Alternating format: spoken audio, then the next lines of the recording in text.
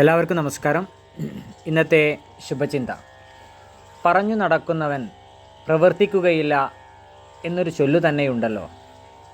ഒട്ടേറെ കാര്യങ്ങൾ പ്രവർത്തിക്കുമെന്ന് പ്രസംഗിച്ചു നടക്കുന്നവൻ പലപ്പോഴും സ്വയം പ്രവർത്തിക്കാറില്ല.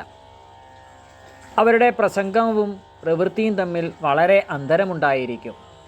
അത്തരക്കാർക്ക് ജീവിതത്തിൽ വിജയം കൈവരിക്കാനും ആവില്ല. അവരെ സമൂഹം ആദരിക്കുകയുമില്ല. എന്നാൽ ഉത്തമനായ ഒരു വ്യക്തി പ്രസംഗിച്ചു സമയം നഷ്ടപ്പെടുത്താതെ നല്ല കാര്യങ്ങൾ സ്വയം പ്രവർത്തിച്ചു കാണിക്കുന്നു.